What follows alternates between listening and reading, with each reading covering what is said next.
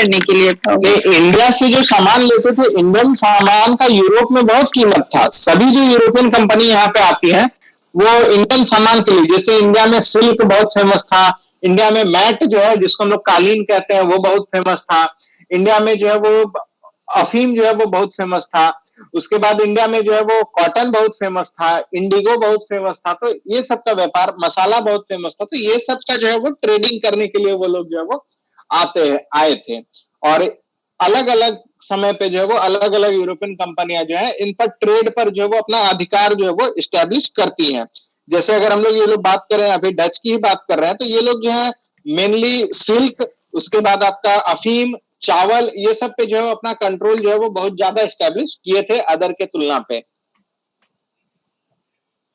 जब हम लोग बिपिन चंद्रा को पढ़ेंगे ना, जब और हम लोग आगे मॉडर्न हिस्ट्री में आएंगे, तो हम लोग देखेंगे कि ब्रिटिश लोगों का जो यहाँ पे कार्यकाल रहा, उनके लूट को 3 हिस्सा में बिपिन चंद्रा जो है वो बांटते हैं। पहला हिस्सा है कि जब वो आए तो डायरेक्ट प्लंडर और सीजर किए, जो मिला उसको लूटपाट मचाना लगे, सीज करते चले गए और अपना पॉकेट जो है भरते चले गए। दूसरे स्टेज में क्या हुआ कि इंग्लैंड में जो है वो इंडस्ट्रियल रिवॉल्यूशन जो है वो आ चुका था और वहां पे इंडस्ट्रीज जो है वो स्टैब्लिश होने लगी थी। तो उस दौर में यहाँ से सस्ता लेबर प्लस सस्ता रॉ मटेरियल जो है वो अपने इंडस्ट्रियल कैपिटलिज्म को जो है वो प्रमोट करने के लिए जो है वो लेकर गए, और यहाँ से जो है वो हम देखते हैं बंधुआ मजदूर, जिसको इंडेंचर्ड लेबर भी कहते हैं, उसी को जो है गिरमिटिया मजदूर का भी नाम जो है वो दिया जाता है, खैर वो अलग विषय है।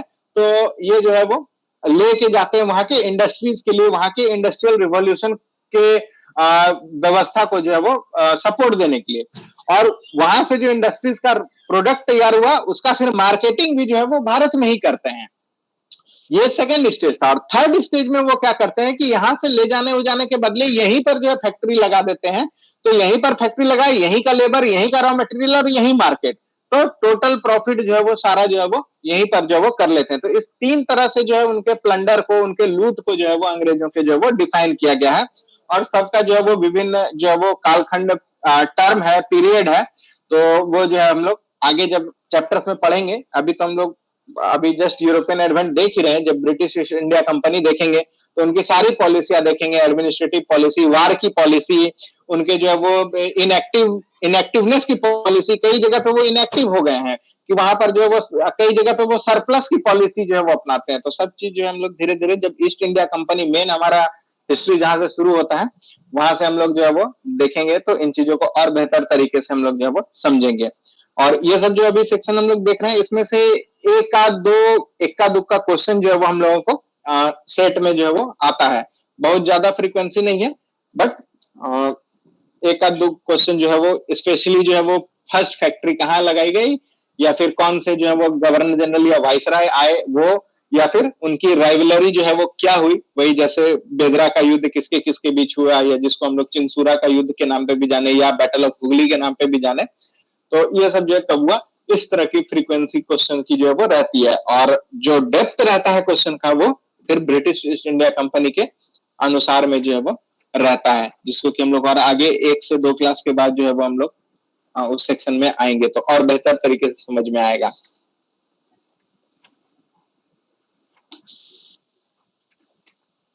सर, हाँ सर ये डच का इंडिया में कब उसका लेवल हुआ, कौन सा मतलब ईयर में? 1605 पहला अपना जो है फैक्ट्री लगाए थे। सर अराइवल टाइम भी सेम है क्या? फैक्ट्री टाइम और अराइवल टाइम? फैक्ट्री टाइम और अराइवल टाइम सेम है, आई थिंक सेम ही है। आए थे और फैक्ट्री लगाए थे। नहीं वो लोग तो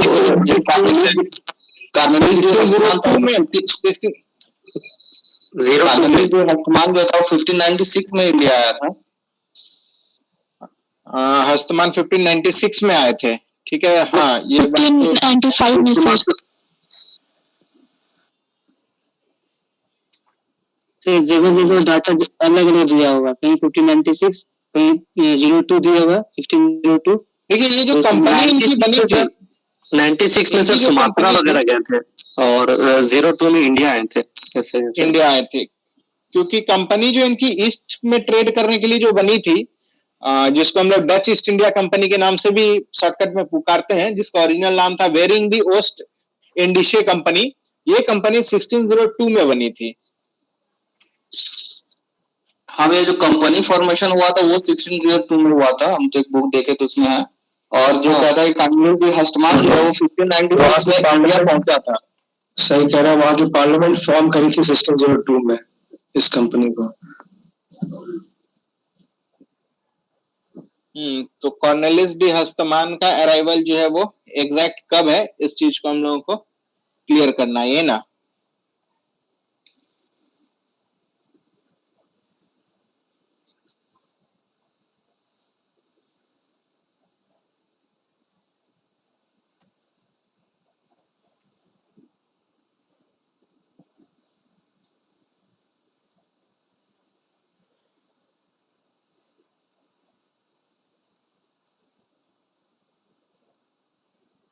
ये जो चिंसूरा में लोग जो अपना फोर्ट बनाए थे, इस फोर्ट का भी एक नाम था जिसका ध्यान रखिएगा, ये नाम था गुस्तवावुस फोर्ट।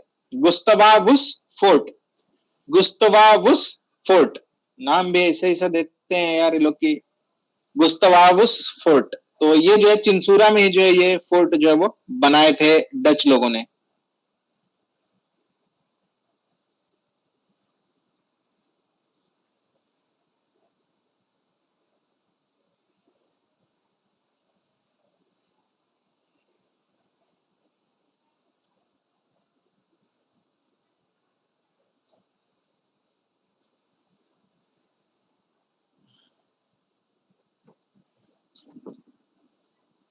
और एक बार हम गूगल पे भी चेक कर लेते हैं क्या है कॉर्नवालिस डी हस्टमान का जो अराइवल है।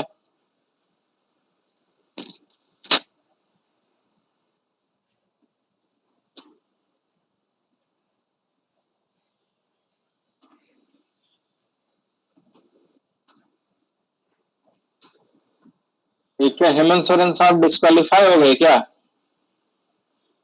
हाँ सर। अच्छा, अभी कोई मैसेज किया, अभी हम देखें। शाम तक 5 बजे तक में तो कुछ नहीं हुआ था। कहाँ सुने, नेतरहाटिया कहाँ चले गए थे मुख्यमंत्री साहब?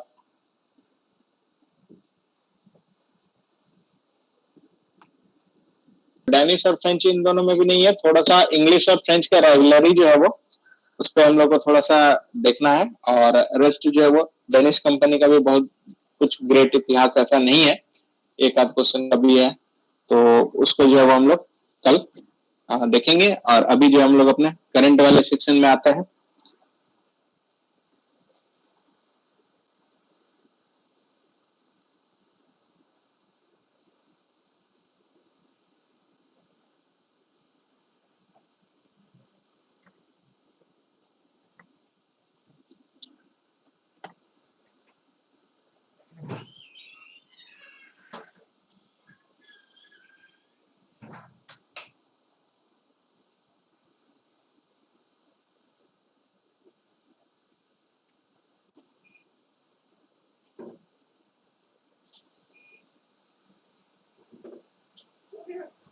तो हम लोग जो है वो करंट अफेयर्स में जो है वो इकोनॉमी और एग्रीकल्चर रिलेटेड कुछ कुछ करंट्स को जो है वो हम लोग देख रहे थे।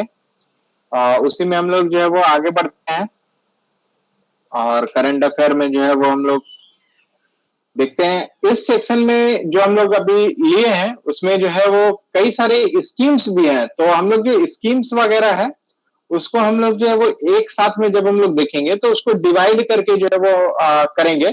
फिलहाल जो इम्पोर्टेंट चीजें जो आ रही हैं, जो स्पेसिफिक लग रहा है कि कुछ थोड़ा सा अच्छा और इम्पोर्टेंट हो सकता है, उसको करेंगे। और स्कीम जब हम लोग आएंगे तो स्कीम को जो है वो हम लोग एक साथ जो है वो करेंगे, जैसे डिवाइड करके कि इकोनॉमी का ये स्कीम है, एग्रीकल्चर का ये स्कीम है, एडुकेशन को लेकर ये स्कीम है, या फिर डेवलपमेंट को लेकर ये स्कीम है। तो जब स्कीम सेक्शन को हम लोग देखेंगे तो उसमें जो है इस तरह से डिवाइड करके हम लोग करेंगे, तो वो हम लोग के लिए जो है वो और बेहतर जो है वो होगा, और इंटरेस्टिंग जो है वो हम लोग का होगा। अभी हम लोग जो है वो टॉपिक वाइज या यूं कहें कि सब्जेक्ट वाइज जो है वो कुछ कुछ चीजों को देखने का प्रयास करें। शुरुआती में जो है वो हम लोग साइंस से रिलेटेड करंट को देखे, फिर अभी जो है वो इकोनॉमी से रिलेटेड कुछ करंट को जो है वो हम लोग देख रहे हैं, जिसमें कल हम लोग सीवीड वगैरह के बारे में हम लोग देख लिए थे। उसके बाद जो है वो शाकाहारी स्कीम वगैरह को जो है वो देखे थे। तो इसी में जो है वो हम लोग आगे बढ़ते हैं।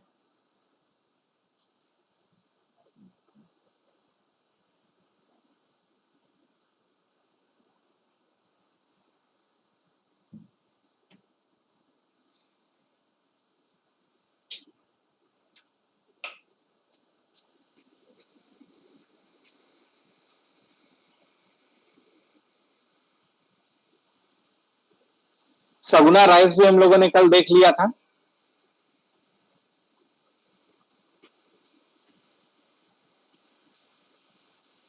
चलिए, तो एक नई तकनीक जो है वो एग्रीकल्चर से रिलेटेड जो है वो डेवलप की गई है, और ये ICAR यानी जो हमारा ICAR है, central arid zone research institute जो जोधपुर का है, उसने एक एग्री वोल्टेज सिस्टम जो है वो डेवलप किया है, टेक्नोलॉजी जो है वो डेवलप किया है, और ये जो है 105 किलोवाट कैपेसिटी का जो है वो डेवलप किया है। और ये जो है वो क्या है कि फार्मर्स जो है वो अपना इनकम को बढ़ा सकते हैं इलेक्ट्रिसिटी जनरेट करके, और साथ साथ में जो कैश क्रॉप्स है, इन दोनों को साथ में जो है वो उगा करके, यानी कैश क्रॉप और इलेक्ट्रिसिटी दोनों को एक साथ जो है वो प्रोड्यूस करके जो अपना इनकम जो है वो बढ़ा सकते हैं। ये कैसे कर सकते हैं कि हम लोगों को एक मालूम है कि हमारे भारत में जो है एक कुसुम योजना चली थी। तो इस कुसुम योजना के तहत जो है वो फार्मर जो है वो सोलर पैनल्स या एग्री वोल्टाइक सिस्टम जो है वो अपने फील्ड में जो है वो इस्टेब्लिश कर सकते हैं। तो ये क्या है कि पाइप्स पर या पिलर नुमा स्ट्रक्चर पर जो है वो अपना हाइट पर जो है वो इन सोलर पैनल्स का जो है वो इस्टेब्लिशमेंट कर सकते हैं, और नीचे जो है वो खेती कर सकते हैं। और इस तरह से जो है वो जो इलेक्ट्रिसिटी प्रोड्यूस करने का काम और प्लस जो है वो खेती करने का काम, ये दोनों जो है वो एक साथ कर सकते हैं। और जो कुसुम योजना है, या जिसको हम लोग किसान ऊर्जा सुरक्षा उत्थान महाअभियान के नाम से जानते हैं, जो 2018-19 में जो है वो इंडिया में शुरू किया गया था, उसी दोनों का एक साइमल्टेनियस जो है वो इस्तेमाल का जो है टेक्निक है, ये ICAR जोधपुर जो है वो डेवलप किया है, जिसको एग्रीकल्चर वोल्टेज टेक्निक के नाम से जो है ये बताया गया है। तो इस चीज को जो है वो ध्यान में रखना है।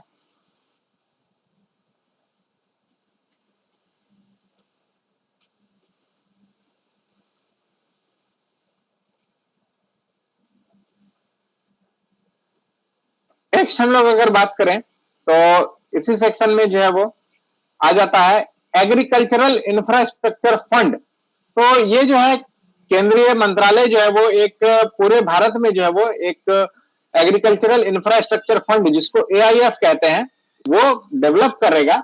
और इसका मतलब क्या है कि जो फार्मिंग और फार्म के प्रोसेसिंग बेस्ड इंडस्ट्री है, यानी कि फार्म से उसको जो है वो ले जाकर के जो है फैक्ट्रीज तक पहुंचाना या उससे कुछ प्रोडक्ट को बनाना, इस तरह का जो प्रोसेसिंग है, इन सारे एक्टिविटीज के लिए जो है वो एक इंफ्रास्ट्रक्चर खड़ा करेगा। और इसमें जो है वो डेब्ट फाइनेंसिंग, फैक्ट्री लगाने का टेक्निकल असिस्टेंस, इस तरह का सारा मदद जो है वो दिया जाएगा। और इसमें जो है कम्युनिटी फार्मिंग जो है वो उसको भी जो है वो प्रमोट किया जाएगा, कोऑपरेटिव सोसाइटीज आदि को जो है वो प्रमोट किया जाएगा। और ये सारे जो है वो नेशनल इंफॉर्मेशन सिस्टम, एक management of national information system के थ्रू जो है वो किया जाएगा। इसमें मेन क्या देखा जाएगा कि एरिया स्पेसिफिक प्रोडक्ट है। मान लीजिए कोई एरिया है जहां पे टमाटर जो है वो बहुत अच्छा क्वालिटी का जो उगता ही है, टमाटर की खेती के लिए आइडियल है। तो इस स्कीम, इस फंड के तहत जो है वो सरकार जो है वो टमाटर की खेती को तो प्रमोट करेगी, और इसके बाद टमाटर से रिलेटेड जो प्रोसेसिंग प्लांट है, चाहे केचप बनाने का प्लांट हो, चाहे टमाटर से कुछ और बनाने का हो, या उससे रिलेटेड कुछ और प्रोडक्ट बनाने का जो प्लांट हो, उसको जो है वो प्रमोट करेगी। और उस पूरे कम्युनिटी में जो है वो टमाटर उगाने के लिए जो है वो प्रेरित करेगी, कि ये नहीं कि एक खेत में केवल टमाटर उगा रहा है, बाकी लोग जो अपना भिंडी उगा रहा है, तो फिर वो सरकार को प्रोसेसिंग प्लांट लगा के क्या फायदा। तो इस तरह की चीजों के लिए जो है वो सरकार पूरी तरह से एक मैनेजमेंट का जो है वो सिस्टम ला रही है, जिसको कि MIS सिस्टम या मैनेजमेंट इंफॉर्मेशन सिस्टम जो है वो कहा जाएगा। और ये जो है वो एग्रीकल्चरल इंफ्रास्ट्रक्चर फंड के तहत जो है इन सारी चीजों का जो है वो गठन किया जाएगा भारत में। क्लियर है ये?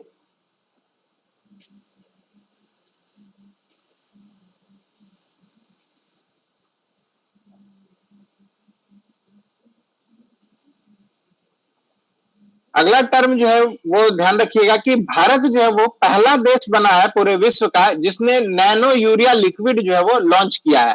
नैनो यूरिया लिक्विड, और ये जो है वो नाइट्रोजन यूरिया है, तो हम लोग जानते ही हैं कि नाइट्रोजन जो है वो प्रोवाइड करेगा प्लांट्स को।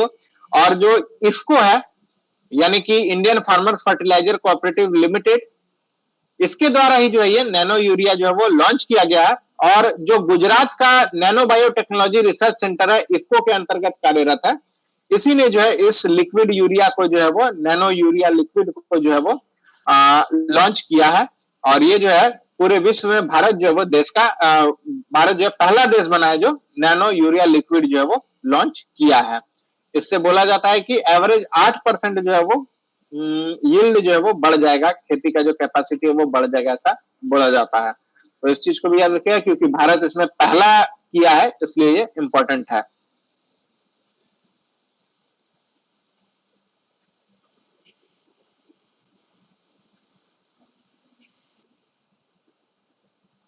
क्लियर है यहां तक?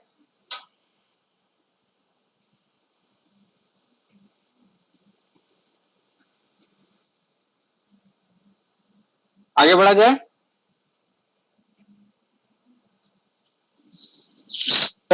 इससे पहले आप बताएं एग्री इंफ्रास्ट्रक्चर फंड ये कौन से स्टेट में इम्प्लीमेंट करा गया है? ये सभी स्टेट के लिए है। अच्छा अच्छा, थैंक यू। ये जो स्कीम किसी स्पेसिफिक स्टेट के लिए नहीं है, वो पैन इंडिया है। इसमें स्पेसिफिक एरिया, जैसे कोई एरिया है जैसे जहाँ पे आलू बहुत अच्छा होता है, तो आलू संबंधित प्रोसेसिंग प्लांट जो है सरकार लगाने में जो है वह मदद करेगी। वहां पे जो है वो प्रोसेसिंग का इंफ्रास्ट्रक्चर जो है वो सरकार का टारगेट है कि हम खड़ा कर देंगे ताकि वहां के लोग जो है वो आलू उगाने में जो है वो आगे आए।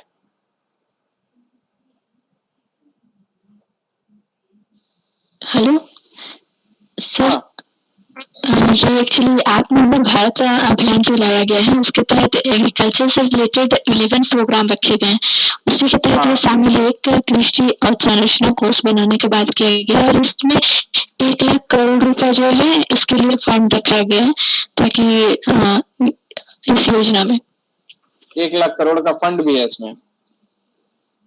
हाँ, चलिए, तो बहुत ये बढ़िया। जो एग्रीकल्चर का इंफ्रास्ट्रक्चर बनाया जाएगा तो उसके लिए 1 लाख करोड़ रुपए आवंटन किया गया है। आत्मनिर्भर भारत के तहत ही ये भी। अच्छा, ये आत्मनिर्भर भारत के तहत ही है, ये भी बढ़िया है।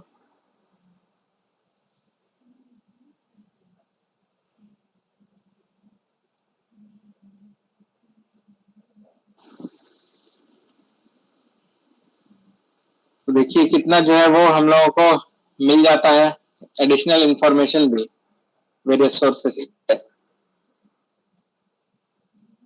सर एक्चुअली बोलना चाहते हैं इसमें आत्मनिर्भर भारत जो अभियान लाया गया उसमें एग्रीकल्चर रिलेटेड 11 चीजों को शामिल किया गया था जिसमें 8 योजना थी और जो 3 बचे वो नीतियां थी। तो वो जो नीतियां जो 3 लाई गई थी उनको भी इसमें शामिल किया गया था जो कि वापस ले लिया गया। और जो 8 योजनाएं हैं जिसको विस्तार देने की बात किया गया उसमें तो एक यही है कृषि अवसंरचना कोष बनाना। इसके अलावा टारगेट रखा गया है कि 2024 तक हम लोग 10,000 एफपीओ बनाएंगे। और फिर और भी ऐसे ऐसे योजना जैसे कि प्रधानमंत्री मत्स्य संपदा योजना, फिर जो जानवरों को ब्रुसेलोसिस बीमारी होती है ना सर, उसके लिए उसके लिए पशुओं के लिए एक योजना। तो एग्रीकल्चर और अलाइड सर्विसेज के लिए 8 योजनाएं और 3 नीतियां शामिल थी इसमें आत्मनिर्भर भारत के तहत। हाँ सर। अच्छा, चलिए बहुत बढ़िया, बहुत अच्छा इन्फॉर्मेशन है।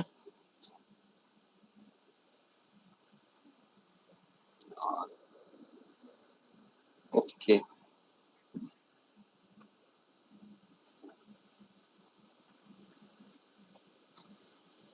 चलिए नेक्स्ट हम लोग बात करेंगे पर्पल रिवॉल्यूशन। तो पर्पल रिवॉल्यूशन, अभी तक हमने white revolution, black revolution, grey revolution, round revolution, silver revolution, बहुत तरह के रिवॉल्यूशन देखे। अब जो है हमारे यहाँ पर्पल रिवॉल्यूशन भी आ रहा है। पर्पल कलर को हिंदी में क्या बोलते हैं? कौन सा रंग हो जाता है पर्पल? So that बैगनी कलर सर। बैगनी सर। अब कोई आइडिया लगा? लैवेंडर के लिए सर। यस, बिल्कुल सही। कौन बताया? सर अनुप्रिया। Very good. तो ये जो हमारा पर्पल रिवॉल्यूशन है, ये जो है, जो भारत का एक एरोमा मिशन जो है वो चल रहा है, यानी कि खुशबू के क्षेत्र में, यानी कि पुष्प और जो हमारा उससे रिलेटेड अगरबत्ती या फिर सेंट, रूम फ्रेशनर, ये सब चीजें जो है, इन सब चीजों को प्रमोट करने के लिए जो है वो एरोमा मिशन जो है वो भारत सरकार चला रही है। एरोमा मतलब खुशबू होता है, सुगंध होता है। तो ये एरोमा मिशन जो है वो चल रहा है, और इसी को जो है वो हम लोग पॉपुलरली या इसके टेक्निकल टर्म में हम लोग कहें तो इसको पर्पल रिवॉल्यूशन या लेवेंडर फूल से रिलेटेड जो रिवॉल्यूशन है, इसको कहते हैं। और यह रिवॉल्यूशन की शुरुआत जम्मू एंड कश्मीर से हुई, क्योंकि जम्मू और कश्मीर में जो है ये फूल जो है वो, इसका बड़ा बड़ा गार्डन जो है वो हुआ करता था। और ये जो है काफी प्रॉफिटेबल, और जो हमारा हम लोग जान ही रहे हैं कि फ्लोरिकल्चर वगैरह जो है रिसेंट टाइम में बहुत प्रॉफिटेबल एग्रीकल्चरल एक्टिविटी के रूप में जो है वो देखा जा रहा है। हॉर्टिकल्चर मिशन है, उसके अलावा फ्लोरिकल्चर मिशन है वगैरह जो चल रहा है। तो इसी सब के अंतर्गत भारत सरकार एक एरोमा मिशन चला रही है, जिसके अंतर्गत जो है वो लेवेंडर को जो है वो उगाने का जो है वो प्रयास किया जा रहा है, जिसको हम लोग पर्पल रिवॉल्यूशन के अंतर्गत में जानते हैं। और ये जो है वो एरोमेटिक क्रॉप्स, एसेंसी और कुछ ऐसे सुगंधित तेल भी होते हैं, उन सारे चीजों को जो वो प्रोड्यूस करना, और इंडिया को एरोमा इंडस्ट्री में ग्लोबल लीडर बनाने का जो है वो टारगेट किया जा रहा है। अभी जो है वो आई थिंक इटली जो है वो शायद सबसे ज्यादा जो है, इटली या फ्रांस, फ्रांस इटली, हाँ ठीक है। तो फ्रांस ही जो है वो सेंट आदि के लिए जो है भी बहुत ज्यादा जो है वो जाना जाता है। बहुत बड़े बड़े ब्रांड जो है वो वहां से आते हैं। तो उसी चीज को जो है वो टक्कर देने के लिए हमारा एरोमा इंडस्ट्री में जो है इंडिया ग्लोबल लीडर बने, उसके लिए जो है वो योजना जो है वो शुरू किया गया है। और इसके अंतर्गत जो CSIR है लखनऊ वाला, उसको जो है वो इसका मेन नोडल एजेंसी जो है वो बनाया गया, वही इससे रिलेटेड रिसर्च करेगा, और जो है कितना ज्यादा जो है इससे प्रॉफिट हो सके, ये सब चीजों को लेकर, या फिर उसी तरह का हाइब्रिड प्लांट वगैरह को जो डेवलप करने का काम जो ये CSIR लखनऊ को जो वो दिया गया है। इसके अलावा इसमें जो है एक और ये है कि बहुत सारे ऐसे एरियाज हैं, जैसे कि राजस्थान, आंध्र प्रदेश, उड़ीसा, बुंदेलखंड, गुजरात, मराठवाड़ा, तो ये सब जो कुछ एरियाज हैं जहां पे इन चीजों की खेती का जो है बहुत पोटेंशियल है। तो इन सारे स्टेट्स में भी जो है वो कैसे जो है वो इन प्रोडक्ट्स को जो है वो बढ़ाया जा सके, खेती ज्यादा की जा सके, इसके लेकर के जो है वो रिसर्च या प्रमोशन जो है वो चल रहा है। और जो भारत में जो मेन एरोमेटिक प्लांट्स जिनको जो है वो अभी उगाया जाता है, जिससे ये एरोमा इंडस्ट्री में जो है वो काम किया जा रहा है, वो लेवेंडर है, उसके बाद डमास्क रोज है और मस्क बाला है। लेवेंडर, दमास्क रोज और मस्क बाला, तो ये जो है वो एरोमेटिक प्लांट्स हैं जिसकी खेती जो है मेनली भारत में जो है वो की जाएगी। लेवेंडर से लेवेंडर ऑयल वगैरह भी जो है वो बनेगा, जिसका कीमत बोला जाता है कि लगभग 10,000 रुपए पर लीटर जो है वो होता है। उसी तरह इसका जो पानी होता है उसका भी जो है बहुत इस्तेमाल होता है, जैसे गुलाब जल का भी हम लोग जो है बहुत इस्तेमाल करते हैं कॉस्मेटिक इंडस्ट्री में, फूड इंडस्ट्री में। तो उसी तरह जो है वो फिर लेवेंडर वाटर का भी जो है वो इस्तेमाल किया जाएगा। उसी तरह एक हाइड्रोसॉल का भी जो है वो निर्माण किया जाएगा, जो कि डिस्टिलेशन करके जो है वो बनेगा, और रूम फ्रेशनर और साबुन वगैरह बनाने के लिए, सोप वगैरह बनाने के लिए जो है वो यूज किया जाएगा। तो इस तरह की चीजों को जो है वो डेवलप करने का प्लान जो है वो इस मिशन एरोमा के अंतर्गत जो है वो भारत जो है वो कर रहा है। तो बहुत ही इंपॉर्टेंट मिशन है, इस चीज को हम लोग को ध्यान में रखना है।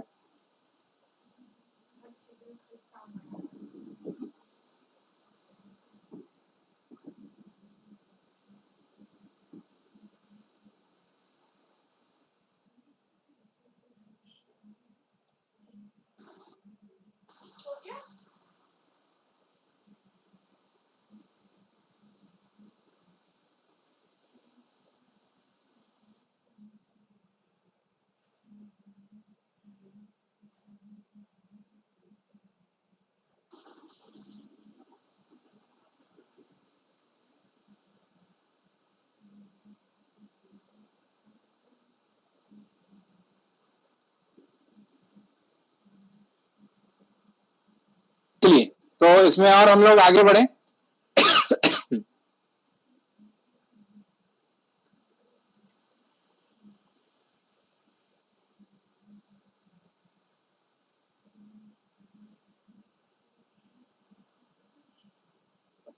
इधर एग्रीकल्चर सेक्शन में और कुछ इम्पोर्टेंट ऐसा बाकी योजनाएं ही हैं मेनली कुछ।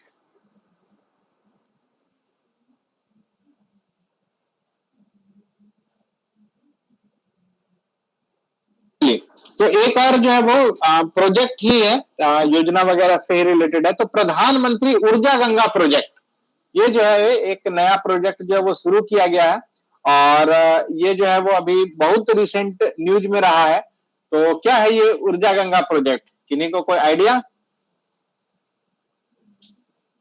ये गैस पाइपलाइन से रिलेटेड कुछ है। यस, बिल्कुल। तो ऊर्जा गंगा जो है ये गैस पाइपलाइन प्रोजेक्ट है जो कि प्रधानमंत्री नरेंद्र मोदी जो है जिसकी शुरुआत वाराणसी से किए थे, अपने कॉन्स्टिट्यूएंसी है उनका, वहीं से जीत के आते हैं, तो वहां से जो है वो शुरुआत किए थे। और कुल मिलाकर भारत में उत्तर प्रदेश से लेकर उड़ीसा तक के बीच में जो है वो 2540 किलोमीटर का जो है वो एक गैस पाइपलाइन का जो है वो सिस्टम जो है वो डेवलप करना था, जिससे house hold gas pipeline supply के थ्रू जो है वो पहुंचाया जा सके जिस जिस एरिया से जो है ये पास करेगा। और जो है वो हाउस होल्ड जहां पे अभी भी बहुत सारे इन यूपी, बिहार, झारखंड, उड़ीसा, ये सब जो है यहाँ पे बहुत सारे हाउस होल्ड ऐसे थे जो कि अभी भी जो है वो काउडंग केक जिसको हम लोग गोईठा कहते हैं, वो लकड़ी, केरासन, ये सब चीजों का ही जो है वो इस्तेमाल करके कुकिंग करते हैं। तो इन सब चीजों से जो है वो और शहरी पॉल्यूशन में भी जो है वो डिक्रीज करने के लिए जो है वो पाइप्ड गैस लाइन सर्विस जो है वो पहुंचाने के लिए जो है वो विभिन्न शहरों में ये योजना को जो है वो शुरू की गई है। और जो है वो इसका जो है वो इसके अलावा जो टारगेट है कि 25 इंडस्ट्रियल क्लस्टर भी जो है इसमें बनाया जाएगा जो कि गैस फ्यूल वगैरह को जो है वो इस्तेमाल कर सकेगा और इसका जो है वो एम्प्लॉयमेंट वगैरह को भी जनरेट करने में बहुत काम आएगा, क्योंकि गैस सिलेंडर आदि के ट्रांसपोर्टेशन, उसका रिफिलिंग, बॉटलिंग, ये सब का जो है वो खर्च जो है वो लॉन्ग रन में जो है वो कम पड़ेगा सरकार को। इससे गैस की कीमतों में जो है वो कंट्रोल रखने में जो है वो सफल हो जाएगा। इसमें जो है वो हम लोग को ध्यान रखना है कि हमारे झारखंड में लगभग 500 किलोमीटर लंबा पाइपलाइन जो है वो सेट किया जाएगा। तो इस चीज को हम लोग को जो है वो ध्यान रखना है। और ये जो है वो वाराणसी यानी उत्तर प्रदेश, बिहार, झारखंड, बंगाल और उड़ीसा तक जो है वो अभी एक्सटेंड करेगा और झारखंड में ये 500 किलोमीटर तक जो है वो रहेगा प्रधानमंत्री ऊर्जा गंगा प्रोजेक्ट। बोकारो में बंद भी गया है सर, पाइपलाइन बिछ गया है सर। अच्छा, बोकारो में पाइपलाइन बिछ भी गया है, लेवलिंग भी हो गया और मेन रोड से पार किया गया है, ब्रांच रोड भी पार कर दिया गया है बोकारो सिटी में। मतलब सिटी में, मतलब वो सेक्टर वगैरह एरिया में? हाँ, सेक्टर वगैरह में। हाँ, सेक्टर में। अच्छा, तो वहाँ पे सेल वाला अपना कुछ सेल वाला, हाँ, जमीन दिया है सर अपने, मतलब वो फुटपाथ में पास करवा दिया गया, रोड करवा दिया। हाँ, तो वो सेल इन सब मामलों में एक्टिव रहा होगा डेवलपमेंट के मामले में, इसलिए जो है वो हो जाता है। अभी रांची में भी काम ऑलमोस्ट वो फिनिश हो रहा है इसका, रांची में भी बिछ रहा है सर, गैस हो रहा है, काफी तेजी से इसका काम हो रहा है।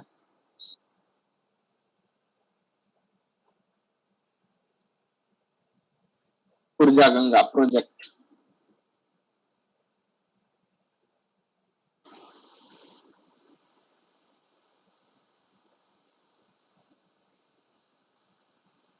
चलेगा। तो नेक्स्ट हम लोग अगर इसमें अब हम लोग देखें तो alpine scheme, alpine, ULPIN, alpine scheme, क्या है ये अल्पिन स्कीम?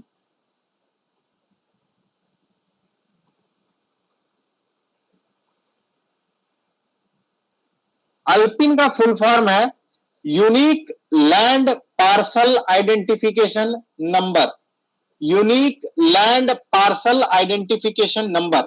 ये अल्पिन स्कीम जो है वो एक हाल फिलहाल में भारत सरकार के द्वारा जो है भूमि संवाद नाम का एक कार्यक्रम जो है वो किया गया था और ये दिल्ली में जो है वो किया गया था और वहीं पर जो है वो अल्पिन स्कीम को लेकर के जो है वो प्लानिंग की गई थी। और ये क्या है कि हर जो देश का जो जमीन है या जमीन के जो मालिक है उसको एक 14 डिजिट का आइडेंटिफिकेशन नंबर जो है वो इशू किया जाएगा। मान लीजिए आपकी कोई जमीन है और इसका जो है वो सरकार के पास ये बात रजिस्टर्ड है कि ये आपके नाम से जमीन है, उसके लिए एक यूनिक आइडेंटिफिकेशन नंबर जो है वो आपको दिया जाएगा, unique land parcel identification number, alpine number. और इसको जो है वो आपके आधार और अन्य डाटाबेस से जो है वो जोड़ा जाएगा, ताकि जो कैप्चरिंग और अवैध कब्जा ये सब का काम या वन भूमि या इस तरह के जो गवर्नमेंट लैंड है उस पर अतिक्रमण कब्जा ये सब करने का जो काम हो रहा है, इन सब से जो है वो छुटकारा मिलेगा। ये एक ऑनलाइन डेटाबेस प्लेटफॉर्म जो है वो उसको मिल जाएगा। यानी कि इसको एक कह सकते हैं कि डिजिटल इंडिया के तहत ये जो है वो रिकॉर्ड लैंड रिकॉर्ड मॉडर्नाइजेशन या डिजिटाइजेशन का जो है वो एक प्रोग्राम है अल्पिन योजना। और ये भारत के सभी स्टेट्स में जो है वो लागू है, कई जगह पे जो इस पे काम हो रहा है। और इसमें जो है वो रिसेंट सबसे नया ये किया गया है कि इसको सैटेलाइट की मदद से जो है वो मैपिंग करने का काम जो है वो इसी अल्पिन योजना में जो है वो किया जा रहा है। तो सैटेलाइट का मदद भी जो है वो लिया जा रहा है। इसमें सबसे अच्छा प्रोग्रेस जो है वो आंध्र प्रदेश स्टेट ने जो है वो अभी किया है और वहां पे लगभग काम पूरा हो चुका है। और सेकंड नंबर में जो है ये बिहार का जो है वो नंबर आता है कि बिहार में भी जो है ये मैपिंग का काम जो है सैटेलाइट से लगभग कंप्लीट हो चुका है। आने वाले एक आध 2 महीने के करंट अफेयर में कहीं ना कहीं हमको लगता है कि आपको ये दिख ही जाएगा कि ये इस स्टेट ने जो है वो कंप्लीट कर लिया है। तो ये जो है वो अल्पिन योजना है।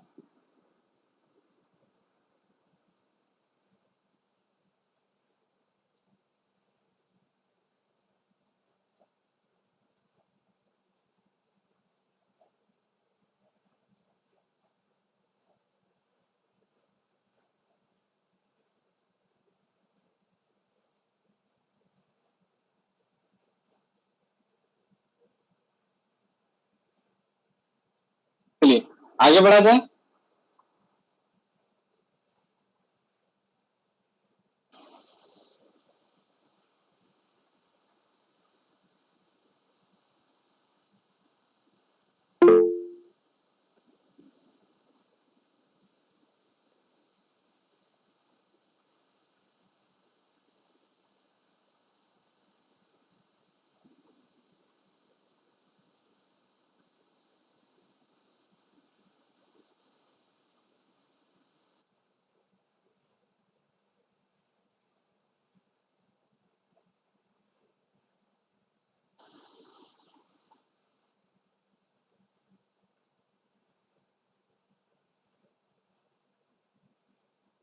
तो एक अभी हाल फिलहाल में जो है वो न्यूज में था नेट्रैक्स, NATRAX, नेट्रैक्स, NATRAX, नेट्रैक्स। तो ये नेट्रैक्स क्या है? तो इसका जो है ये जो हेवी इंडस्ट्रीज डिपार्टमेंट है और इनसे रिलेटेड जो मिनिस्ट्री है, इसने जो है ये एक पब्लिक इंटरप्राइज को जो है वो ये किया है, लॉन्च किया है, जो कि एक हाई स्पीड ट्रैक है पीथमपुर और इंदौर मध्य प्रदेश में जो है वो इसको शुरू किया है, जिसको हम लोग नेट्रैक्स के नाम से जो है वो जानते हैं, जिसका टैगलाइन दिया जाता है NATRAX the high speed track, NATRAX the high speed tracks. तो ये state of the art automotive testing certification centre है।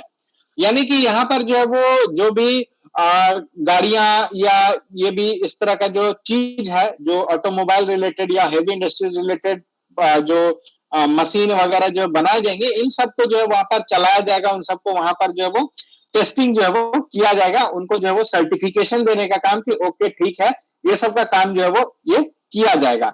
तो ये जो है वो नेट्रैक्स का जो है वो लॉन्चिंग किया गया है इंदौर में मध्य प्रदेश में, जिसको नाम दिया गया NATRAX the high speed track. और ये जो है वो मिनिस्ट्री ऑफ हेवी इंडस्ट्रीज की तरफ से जो है वो किया जा रहा है। और इसमें जो है वो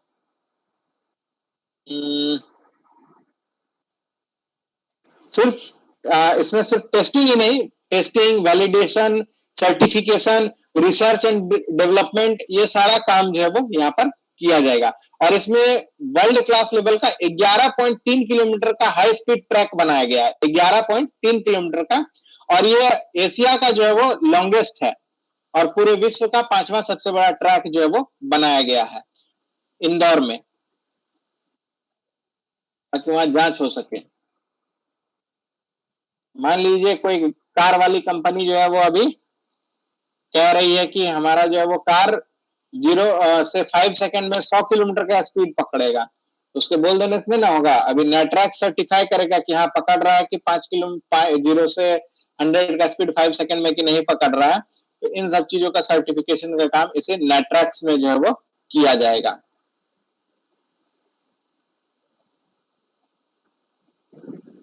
क्लियर है नेटरैक्स?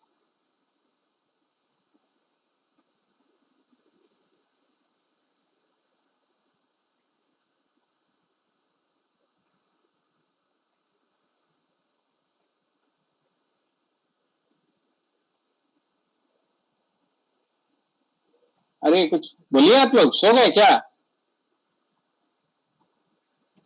हाँ भैया क्लियर है। चलिए, यस सर। एक नया जो है वो अभी फंड रिलीज किया है सरकार ने, जिसका नाम है उभरते सितारे फंड। क्या है ये उभरते सितारे फंड?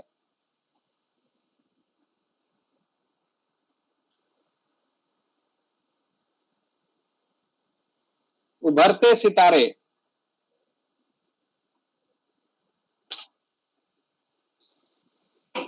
चलिए, तो ये जो हमारा एमएसएमई सेक्टर है, यानी माइक्रो स्मॉल और मीडियम इंटरप्राइजेस सेक्टर है, उससे संबंधित जो मंत्रालय है यानी ministry of finance and ministry of MSME जो है वो, उसने जो है वो एक इन्वेस्टमेंट फंड जो है वो लॉन्च किया है, और जिससे जो है वो एमएसएमई सेक्टर को जो है बहुत ज्यादा जो है वो बूस्ट मिल सकेगा।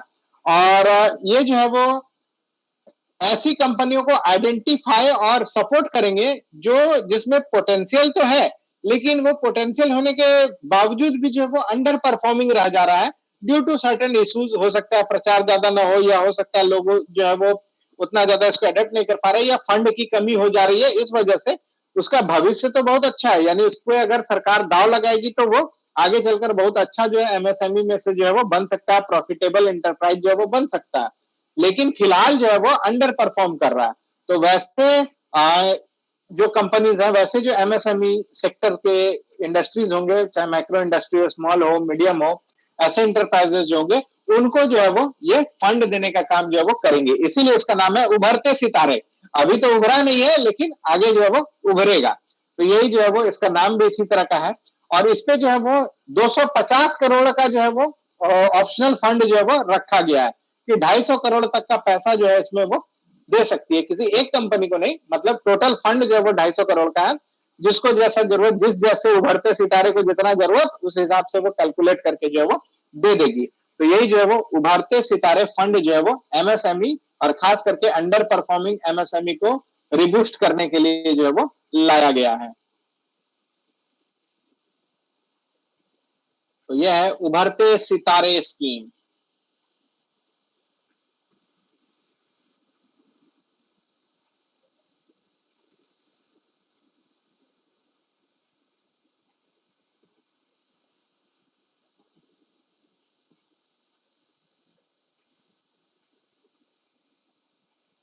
क्लियर है? Yes sir. चलिए,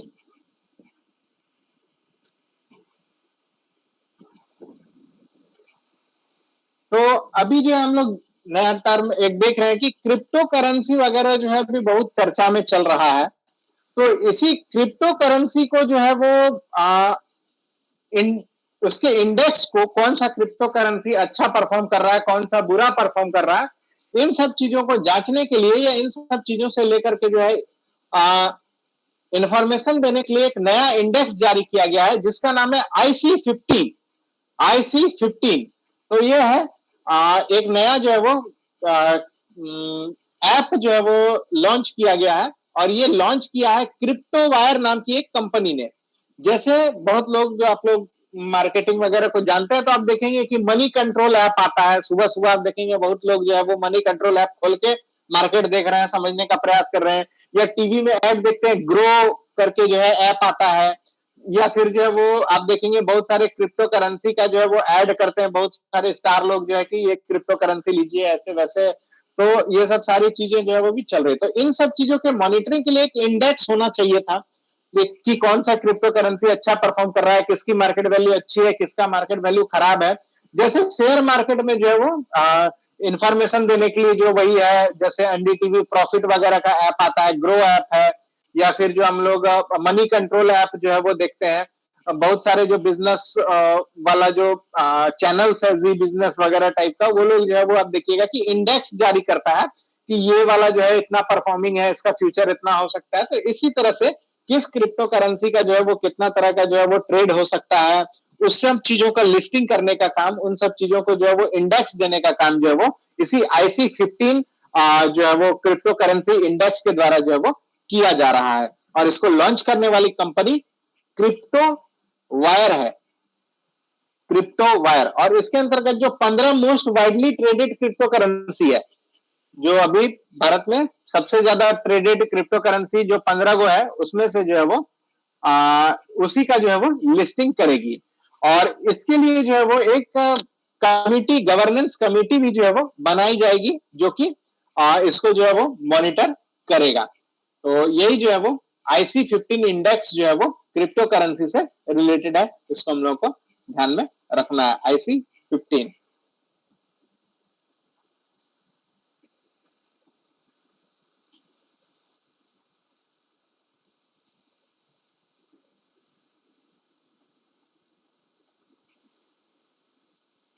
क्लियर है? ये IC15 इंडेक्स क्या है?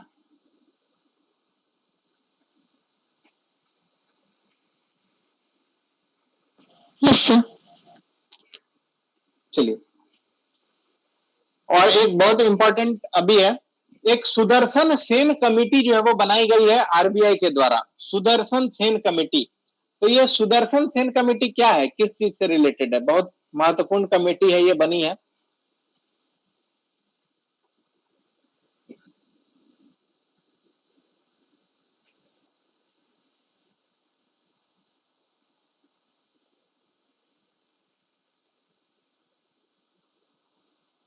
देखिए, जो एसेट रिकंस्ट्रक्शन कंपनी है, यानी कि क्या होता है कि कुछ ऐसी कंपनियां हैं जिसके पास एसेट तो बहुत है लेकिन उस तरह से परफॉर्म नहीं कर रही है, जिसका सबसे बड़ा उदाहरण जो है वो BSNL है। BSNL के पास जितना एसेट है, जितना इंफ्रास्ट्रक्चर है, जितना टावर है, जितना एक्सचेंज है, जितना मशीनरी है, उतना तो शायद आज के डेट में रिलायंस, जियो और बड़े बड़े कंपनियों के पास भी ना हो। लेकिन उसका एसेट क्या काम आ रहा है? नहीं आ रहा है। यहाँ पे अभी हम लोग जो है वो 18-20 लोग जो है वो यहाँ पे क्लास कर रहे हैं। 18-20 लोग में मुझे नहीं लगता कि एक भी ऐसा होगा जो अभी BSNL सिम यूज कर रहा होगा। तो ये स्थितियां जो है वो आ गई है। तो इस तरह की बहुत सारी चीजें हैं जिनका जो है एसेट्स तो बहुत अच्छा है, लेकिन उसको जो है वो अच्छा परफॉर्मेंस जो है वो नहीं कर पा रही है। तो इसी चीज के लिए जो है एक कंपनी या एक उसका रिवाइवल के लिए जो है वो चीजों को बनाया गया था, जिसको हम लोग एसेट रिकंस्ट्रक्शन कंपनी के नाम से जो है वो जानते हैं। और इसी एसेट रिकंस्ट्रक्शन कंपनी से रिलेटेड जो सजेशन है, ये सब चीजों को स्ट्रीमलाइन कैसे किया जाए, इन सब चीजों से रिलेटेड एक 6 मेंबर की कमेटी बनाई गई, जिसको सुदर्शन सेन कमेटी जो है वो कहते हैं। और ये जो है वो इन्हीं एसेट रिकंस्ट्रक्शन कंपनीज का क्या क्या जो है वो काम रहेगा, क्या क्या जो है इसका रिकवरी रहेगा, क्या क्या चीजें जो है वो बेहतर कर सकती हैं, इन सारी चीजों को लेकर के जो है वो रिकमेंडेशन सुदर्शन सेन कमेटी जो है वो देगी।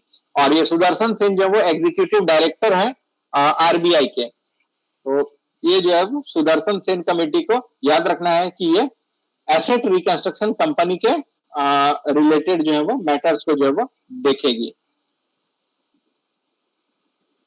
और इसमें जो है कुछ इंपॉर्टेंट जो आया है, जिसपे काम भी कर रहा है, जिसमें कि ऑनलाइन पोर्टल करना है। इसके बाद जो सरफेसी एक्ट है हमारा, उसमें भी जो है वो इंप्रूवमेंट करने की बात कही है। उसके बाद लार्ज लोन्स वगैरह को जो है वो कैसे सॉर्ट आउट किया जाए, उसके भी बात कही गई है। तो अभी हम लोगों ने देखा होगा कि NPA, नॉन परफॉर्मिंग एसेट्स का जो है वो कंपनी जो है वो बहुत हल्ला चल रहा था, यानी बैंकों ने लोन दे दिया है, रिकवर नहीं कर पा रही है। तो उसके लिए जो है एसेट रिकंस्ट्रक्शन कंपनी का जो है वो गठन किया गया था कि वो क्या करेगी, उन एसेट्स को जो है वो कैसे जो है वो बेचा जाए, कैसे जो उसके घाटा को जो है वो कम किया जाए, उन रुपया का जो डिफरेंसेस है उसको कैसे जो है वो कम किया जाए, इन सब चीजों को ठीक करने के लिए एसेट रिकंस्ट्रक्शन कंपनी जो है वो बनाई गई थी। और यही जो है वो इसी एसेट रिकंस्ट्रक्शन कंपनी के वर्किंग फंक्शन को लेकर के जो है वो जो सेन कमेटी हम लोगों ने अभी देखा ये बनाई गई है।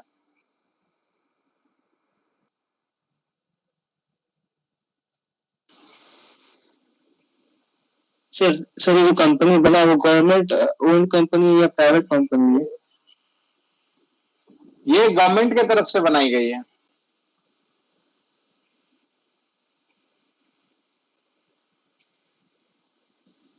चलिए, तो करंट अफेयर के इकोनॉमी में जो है हम लोग यहीं तक रखते हैं। फिर कुछ हम लोग जो अवार्ड एंड ऑनर्स वगैरह जो सेक्शन देख रहे थे, जिसमें कल हम लोगों ने जो है वो प्रधानमंत्री से रिलेटेड अवार्ड्स को देखा। इसके अलावा जो है वो नोबेल पुरस्कार को लेकर के भी हम लोगों ने चीजों को जो है वो देखा है। इसी सेक्शन में जो है वो हम लोग आगे बढ़ेंगे और आज जो है वो बात करते हैं साहित्य अकादमी पुरस्कार आदि की जो है वो बात करते हैं। तो इसमें साहित्य अकादमी में जो है वो 2-3 चीजें जो है वो इम्पोर्टेंट आती हैं, जिसको कि हम लोग को बहुत इम्पोर्टेंटली याद रखना है कि अगर कोई ओवरऑल कैटेगरी में दिया गया है तो वो याद रखना है। इसके अलावा हिंदी हम लोगों को याद रखना है और अंग्रेजी याद रखना है। और इसके अलावा जो है वो जो हमारा रीजनल लैंग्वेज है या जिस स्टेट का एग्जाम दे रहे हैं उस स्टेट का अगर कोई रीजनल लैंग्वेज में किसी को अवार्ड मिला है तो उसको हम लोग को याद रखना है। तो 2021 के अगर साहित्य अकादमी की हम लोग बात करें तो इंग्लिश में किसको दिया गया है? सर नमिता गोखले। यस, बिल्कुल, नमिता गोखले को दिया गया है। कौन से वर्क के लिए? Sir things to leave behind, ये है शायद। यस, बिल्कुल, यस यही है। तो इनका एक नोबेल है थिंग्स टू लिव बिहाइंड। इसी नोबेल के लिए जो है वो 2021 का साहित्य अकादमी पुरस्कार नमिता गोखले को जो है वो दिया गया है। नेक्स्ट जो मोस्ट इंपॉर्टेंट है वो है हिंदी के लिए। तो हिंदी के लिए किनको दिया गया है? दया प्रकाश सिन्हा। बिल्कुल, दया प्रकाश सिन्हा साहब को जो है वो हिंदी के लिए दिया गया है और इन्होंने एक नाटक लिखा था सम्राट अशोक। इसी नाटक के लिए जो है वो उनको दिया गया है 2021 का साहित्य अकादमी पुरस्कार। उसी तरह जो है वो अभी बिहार का एग्जाम सब लोग जो है वो शायद दे रहे हो, तो बिहार का एग्जाम को लेकर के मैथिली भाषा के लिए भी जो है वो साहित्य अकादमी पुरस्कार दिया जाता है। तो इस साल मैथिली का साहित्य अकादमी पुरस्कार किनको दिया गया है?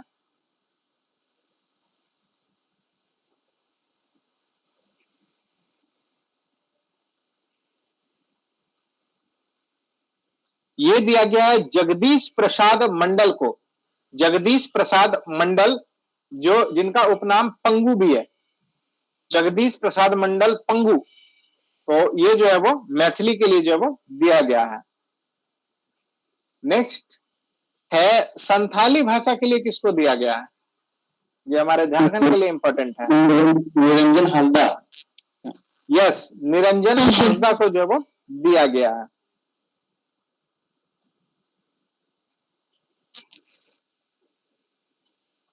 तो ये जो हम लोग को साहित्य अकादमी पुरस्कार में ये 3-4 पेपर जो है वो हम लोग को ध्यान में रखना है। अंग्रेजी, हिंदी, इधर संथाली और बिहार वगैरह दे रहे हैं तो मैथिली का भी जो है वो हम लोग को ध्यान में रखना है। इसके बाद जो इंपॉर्टेंट आता है वो है रमन मैग्सेसे अवार्ड 2021।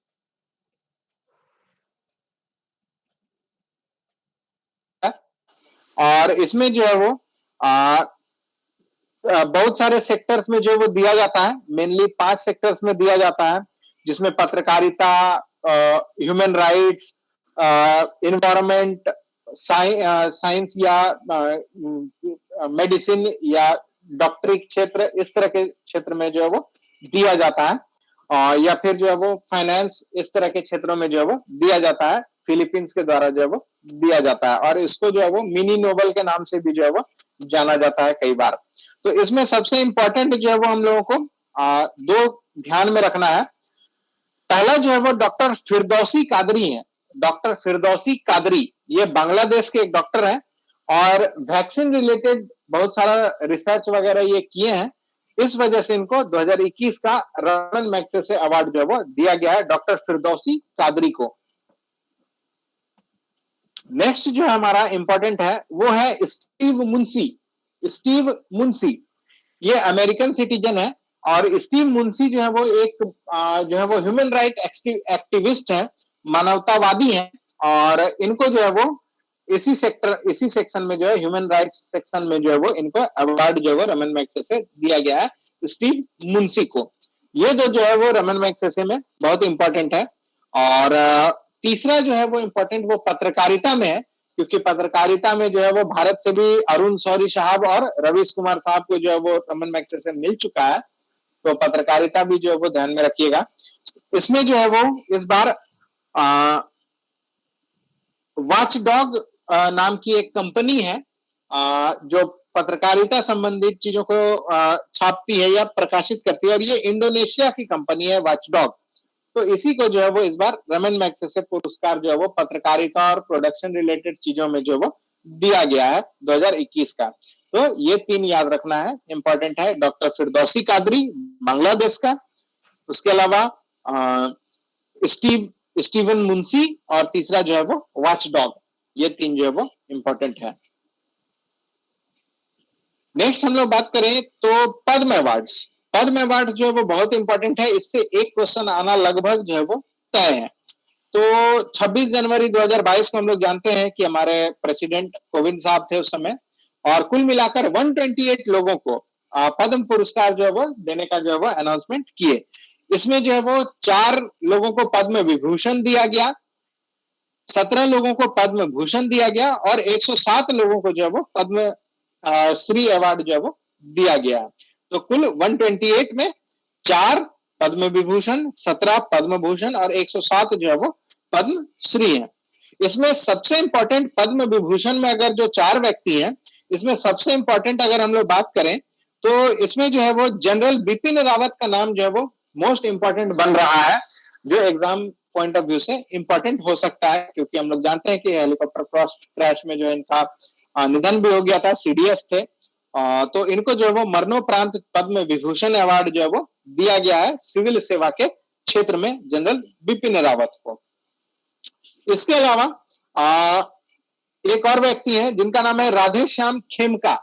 इनको भी जो है पोस्टमसली दिया गया है, यानी मरणोपरांत जो है वो दिया गया है। इनको साहित्य और शिक्षा के क्षेत्र में जो है वो अच्छा काम करने के लिए दिया गया है। तो याद रखिएगा, ये राधे श्याम खेमका जो है वो एक बहुत ही फेमस पब्लिशिंग कंपनी है, गीता प्रेस।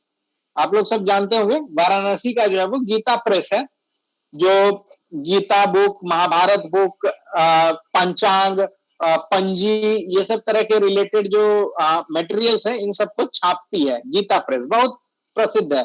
इसका स्टॉल आपको जो है वो रांची रेलवे स्टेशन पे भी देखने को मिल जाएगा, कई जगह कई बुक फेयर और बुक स्टॉल्स में जो है वो आपको देखने को मिल जाएगा। तो ये गीता प्रेस जो है वो मेनली रिलीजियस लिटरेचर्स को जो है वो पब्लिश करती है। तो इसी गीता प्रेस के ये एस्टैब्लिशर थे श्री राधे श्याम खेमका। इनको ही जो है वो साहित्य और शिक्षा के क्षेत्र में जो है वो पद्म विभूषण अवार्ड जो है वो दिया गया है। तीसरा जो है वो कल्याण सिंह है, और ये जो है वो बड़े पॉलिटिशियन रहे हैं कल्याण सिंह साहब, और इनको भी जो है वो मरणोपरांत दिया गया है। और ये उत्तर प्रदेश से रिलेट रहते हैं, सीएम भी बने हैं, और इनको जो है वो पब्लिक अफेयर्स में जो है वो पद्म विभूषण अवार्ड जो है वो दिया गया है। तो ये 3 जो है वो मरणोपरांत दिए गए हैं, जनरल बिपिन रावत को, राधेश्याम खेमका को और कल्याण सिंह को, ये जो है वो दिए गए हैं। और चौथा व्यक्ति जो है वो है सुश्री प्रभा अत्रे। तो ये प्रभा अत्रे जो है वो कला के क्षेत्र में जो है वो रिलेटेड है, और उनको जो है वो दिया गया है पद्म अवार्ड।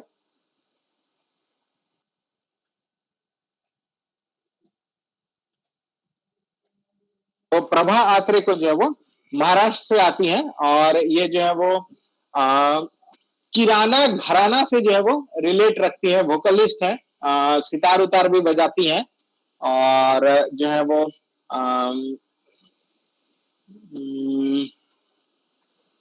क्लासिकल म्यूजिक और संगीत वगैरह से जो है वो रिलेट रखती हैं। और सबसे महत्वपूर्ण ध्यान रखिएगा कि किराना घराना जो है, म्यूजिक में बहुत तरह का घराना होता है, तो उसमें किराना घराना से जो है वो इनका संबंध जो है वो रहा है, और इनको भी जो है इस बार पद्म विभूषण जो है वो दिया गया है। ये 4 लोग हैं, प्रभा आत्रे, जनरल बिपिन रावत, कल्याण सिंह और राधेश्याम खेमका। इनको जो है वो इस बार पद्म विभूषण दिया गया है।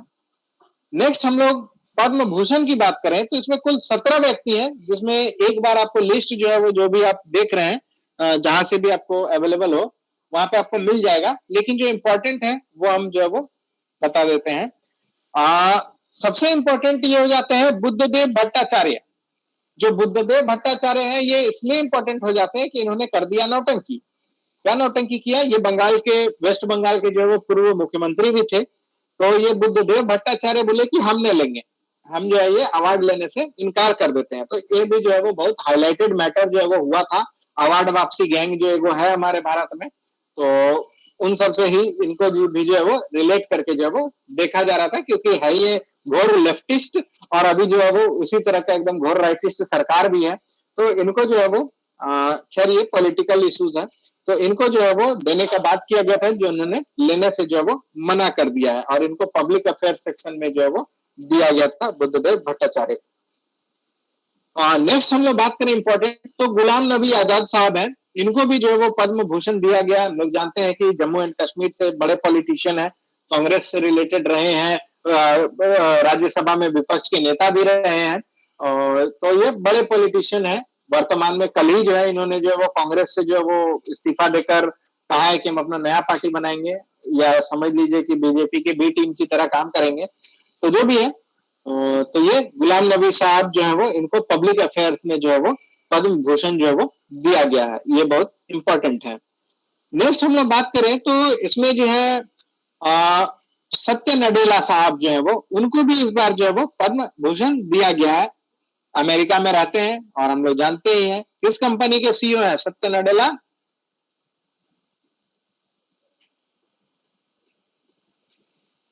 ले सर माइक्रोसॉफ्ट। इसको बोलने में इतना देर। चलिए, तो जो माइक्रोसॉफ्ट के सीईओ हैं सत्य नडेला साहब, अमेरिकन सिटीजन है, बॉर्न इन इंडिया है लेकिन है अमेरिकन सिटीजन, तो इनको जो है वो दिया गया है। तो ये जो है वो ध्यान रखिएगा। सत्य नडेला साहब के फादर जो है बहुत रेनाउंड आईएएस ऑफिसर हुआ करते थे, नाम है, सेक्रेटरी भी रहे हैं सेंट्रल गवर्नमेंट में, तो बहुत बड़े जो है वो ब्यूरोक्रेट हुआ करते थे सत्य नडेला साहब के फादर। उसके बाद सुंदर पिचई साहब जो सीईओ है गूगल के, उनको भी जो है वो इस बार दिया गया है। तो सुंदर राजन पिचई जो है वो पद्म भूषण जो है वो इस बार दिया गया है। इसके बाद हम लोग बात करें जो इंपॉर्टेंट है वो है साइरस पूनावाला। तो साइरस पूनावाला को भी जो है इस बार पद्म भूषण दिया गया है। हम लोग जानते हैं कि कोविड के दौरान जो है वो वैक्सीन डेवलप करने के लिए जो है वो साइरस पूनावाला की कंपनी जो है वो क्या नाम था उस कंपनी का बताइए? Serum institute. यस, तो पुणे, बिल्कुल। तो ये जो सीरम इंस्टीट्यूट है इसी के जो है वो मेन मालिक जो है ये साइरस पूनावाला है और इनको जो है वो पद्म भूषण जो है वो दिया गया है। तो ये जो है वो 3-4 लोग हैं जो बहुत इंपॉर्टेंट है। इसके अलावा देवेंद्र झाझरिया को भी दिया गया है जो कि स्पोर्ट्स से रिलेटेड है, स्पोर्ट्समैन भी रहे हैं, अभी कई पदों पर रहते हैं, तो ये भी जो है वो है। तो ये जो है वो 3-4 लोग हैं जो बहुत इंपॉर्टेंट है। इसमें एक और ध्यान रखिएगा, एन चंद्रशेखरन साहब को भी जो है वो दिया गया है, जो उद्योगपति हैं, अभी टाटा के जो है वो शायद सीईओ या मैनेजिंग डायरेक्टर एमडी यही है एन चंद्रशेखरन। तो एन चंद्रशेखरन साहब को भी जो है इस बार पद्म भूषण जो है वो दिया गया है, तो ये भी ध्यान रखिएगा। तो इस बार जो है देखिए इंडस्ट्रियल सेक्टर के बहुत सारे लोगों को जो है वो पद्म भूषण दिया गया है, जिसमें एन चंद्रशेखरन हो गए, उसके अलावा जो है वो सत्य नडेला हो गए, सुंदर पिचई हो गए, साइरस पूनावाला हो गए, तो ये सब जो है वो इस बार ज्यादा जो है वो दिया गया है। इसके अलावा जो है वो कुल 17 लोगों का जो लिस्ट है वो आपको मिल जाएगा, जो भी बुक आप रेफर करते हैं वहां पे आपको मिल जाएगा, आसानी से अवेलेबल है। तो एक बार जो है वो बाकी लोगों को भी देख लीजिएगा, लेकिन यही 4-5 जो है वो इम्पोर्टेंट है। क्वेश्चन अगर घूमेगा तो इन्हीं आसपास में रिपीट हो जाना चाहिए। नेक्स्ट हम लोग पद्म अवार्ड में बात करें पद्मश्री अवार्ड की, जो कुल मिलाकर 107 व्यक्ति को दिया गया है। इसमें भी जो है वो 107 को जो है याद करना जो है वो बिल्कुल भी पॉसिबल नहीं है, लेकिन कुछ कुछ जो हमारे आसपास और जो ज्यादा प्रसिद्ध है उनको जो है वो हम लोग को देख लेना चाहिए। इसमें सबसे बड़ा नाम और सबसे प्रसिद्ध नाम नीरज चोपड़ा का आता है, जो कि अभी ओलंपिक में जो है वो भाला फेंक में जो है वो गोल्ड मेडल जीते हैं और हरियाणा से हैं, और जो है इनको जो है वो पद्मश्री अवार्ड जो है वो इस बार दिया गया है नीरज चोपड़ा को। उसी तरह फैसल अली डार हैं, तो ये फैसल अली डार भी जो है वो खेल से ही संबंधित हैं, जो जम्मू कश्मीर से रिलेट करते हैं, शायद क्रिकेटर हैं, तो इनको भी जो है वो पद्मश्री अवार्ड जो है वो दिया गया है। नेक्स्ट हम लोग बात करें तो नजमा अख्तर, प्रोफेसर नजमा अख्तर, ये जो है वो शिक्षाविद रही हैं और कई पोस्ट पर भी जो है वो रही हैं और दिल्ली से बिलोंग करती हैं। तो नजमा अख्तर मैडम को भी जो है वो इस बार पद्मश्री अवार्ड जो है वो दिया गया है, जो कि बहुत महत्वपूर्ण अवार्ड में से जो है वो आ जाता है, बहुत महत्वपूर्ण लोगों में से जो है वो आ जाता है। इसके अलावा जो है वो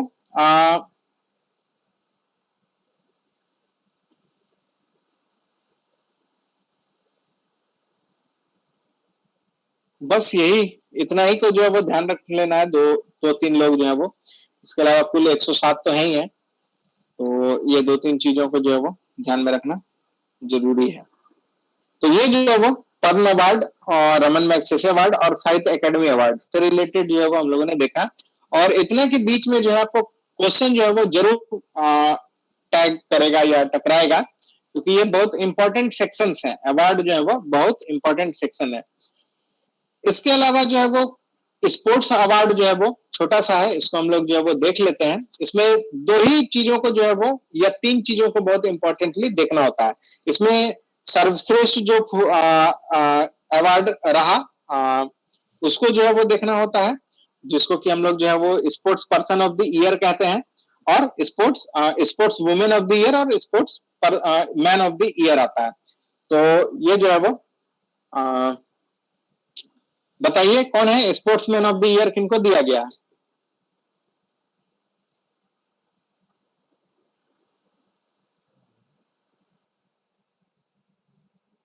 तो बताइए।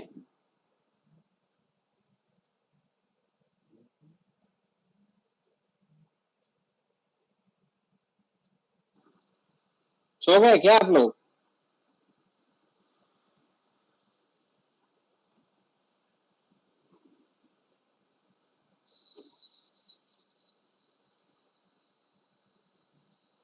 सिर्फ sport star of the year है वही है क्या, नीरज चोपड़ा जिसको मिला? नहीं, ये नीरज नहीं, ये laurels sports world sports award जो है वो बोला जाता है, और ये जो है वो हर साल जो है वो बेस्ट स्पोर्ट्स पर्सन जो रहते हैं उनको जो है वो दिया जाता है, और वो किसी भी से रिलेटेड हो सकते हैं। नहीं, इस बार जो है वो 2022 का मैक्स वेस्पर्टिन को दिया गया है, जो कि फॉर्मूला 1 रेसर हैं। ठीक है, तो जो sports man of the year award है वो मैक्स वेस्पर्टिन को जो वो दिया गया। वही पिछले साल का राफेल नडाल को दिया गया था। देखिए, तो राफेल नडाल जो वो टेनिस से रिलेटेड है, वही मैक्स वेस्पर्टिन जो है वो फॉर्मूला 1 रेसर है, और अभी जो है वो बहुत हाईलाइट जो है वो चल रहे हैं। तो मैक्स वेस्पर्टिन को जो है वो 2022 में जो है वो sports person of the year या sports man of the year का अवार्ड जो है वो दिया गया है। तो ये जो है विभिन्न खेलों से रिलेटेड जो है वो दिया जाता है, और इसमें जो है वो कोई फिक्स नहीं है कि इसी खेल को जो है वो दिया जो है वो जाएगा। और इसमें याद रखिएगा कि सबसे पहला जो लॉरियल स्पोर्ट्स वर्ल्ड अवार्ड जो दिया गया था वो टाइगर वुड्स को दिया गया था। फर्स्ट रिसिपिएंट टाइगर वुड्स थे।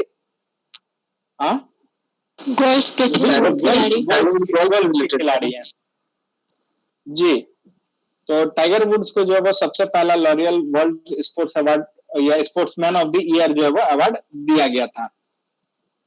उसी में अगर sports women of the year की अगर हम लोग बात करें तो यह है Elaine Thompson Herah. Elaine Thompson Herah, इनको दिया गया है sports women of the Laureus sports women of the year award.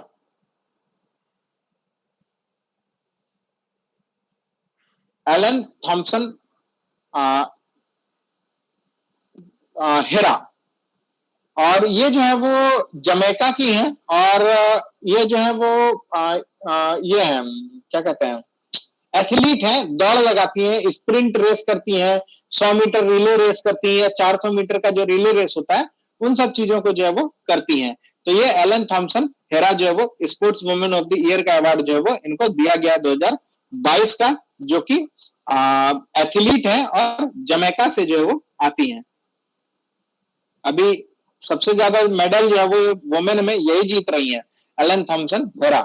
तो अब देखिएगा कि उनका भी बहुत बढ़िया जो है वो चल रहा है। और एक और देखिए कि इसके पहले उसेन बोल्ट साहब जो है वो भी जो है वो जमैका से ही आते थे। तो पता नहीं कितने रफ्तार वाले लोग जो है जमैका प्रोड्यूस कर रहा है। हालांकि उसेन बोल्ट साहब के घुटने में जो है वो ऐसा साइंटिफिकली बताया गया है कि उनका जो है एक मसल जो है वो ज्यादा है, जिस वजह से उनको जो है वो कुछ ये मिल जाता है या कुछ सपोर्ट मिलता है, जिस वजह से वो जो है वो इतना तेज जो है वो दौड़ सकते हैं। तो और इसको जो है वो बायोलॉजिकली बैन नहीं लगाया जा सकता, क्योंकि ये गॉड गिफ्टेड है, बायोलॉजिकली जो है वो गिफ्टेड है। और उनका एक बहुत ही फेमस कोट है जो एक स्टूडेंट के लिए कई बार काम आ सकता है, उसेन बोल्ट साहब का, कि I may not be the best starter या beginner but I am the best finisher. तो हो सकता है आपने जब पढ़ाई की शुरुआत की हो तो उस समय आप बेस्ट स्टार्ट नहीं कर पा रहे हो, लेकिन आपको फिनिश जो है वो बेस्ट करना है। तो ये जो है वो ध्यान में रखिएगा कि sports man of the year award Max वेस्पर्टन साहब को दिया गया है, और sports women of the award जो है वो जमैका की एलन थॉम्सन हेरा को दिया गया है, जो कि एथलीट है। और बस इतना ही ध्यान रखना है इसमें, इन अवार्ड्स में।